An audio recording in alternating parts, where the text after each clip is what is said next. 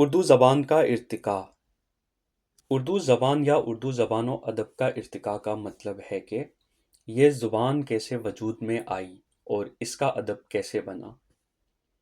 اس کو سمجھنے سے پہلے یہ سمجھنا ضروری ہے کہ زبان و ادب کے ارتقاء کے محرک کیا ہیں، یا بذات خود زبان و ادب میں کیا فرق ہے۔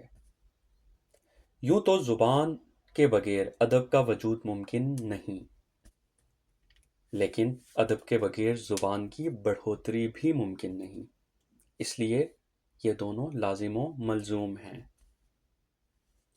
زبان الفاظ کا وہ مجموعہ ہے جس سے خیال کی ترجمانی کی جاتی ہے، جبکہ ادب زبان سے پیدا کی جانے والی مہارتوں کا نام ہے، جیسے نثر، نظم، ناول، کہانی، افسانہ وغیرہ۔ اور زبان و ادب جب ایک سمت میں آگے بڑھتے ہیں اور اس مرحلے میں جو تبدیلیاں رونما ہوتی ہیں ان کو ارتقاء کہا جاتا ہے۔ سب سے پہلے زبان بنتی ہے اور پھر ادبی تحریکیں جنم لیتی ہیں جو اس زبان میں ادب کا رنگ بھرتے ہیں، یا بعض اوقات دوسری زبانوں کے ادب سے کچھ نثری و شعری اصناف اس ادب کا حصہ بن جاتے ہیں، جیسے اردو ادب میں قصیدہ عربی سے اور غزل گوئی فارسی سے آئی۔ گاہے بگاہے یہ جو تبدیلی آتی ہے ارتقاء کہلاتی ہے۔ اب دیکھتے ہیں کہ اردو زبان کا جو ارتقاء ہے وہ کیسے ہوا۔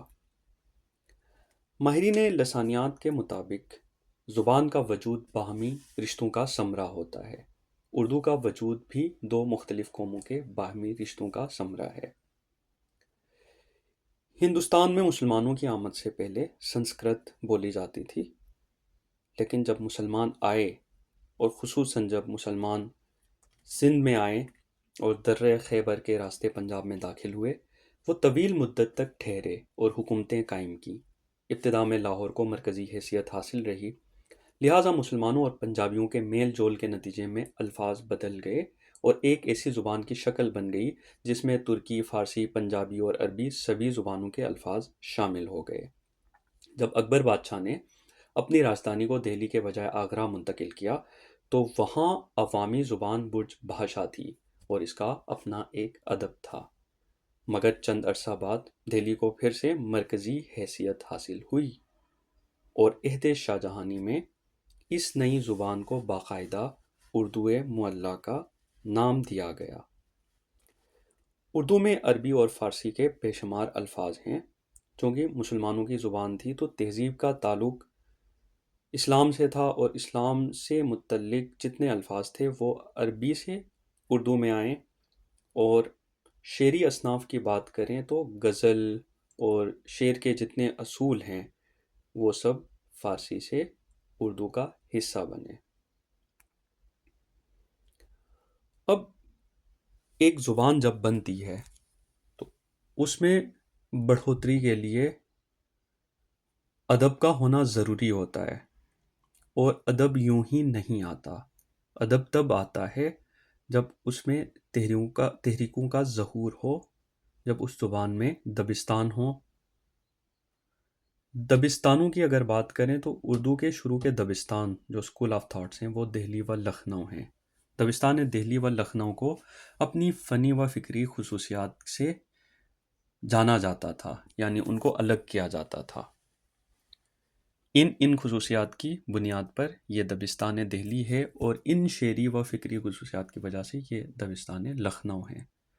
تو فرسٹ ٹائم اردو کے اندر دبستانوں کا وجود آیا، یعنی اب اردو ادب میں اتنی بڑھوتری آ گئی کہ اب لوگوں نے الگ الگ کر کے ادب کو سمجھنا شروع کیا، یعنی یہ شعراء دہلوی شعراء ہیں اور یہ شعراء دبستانی شعراء ہیں۔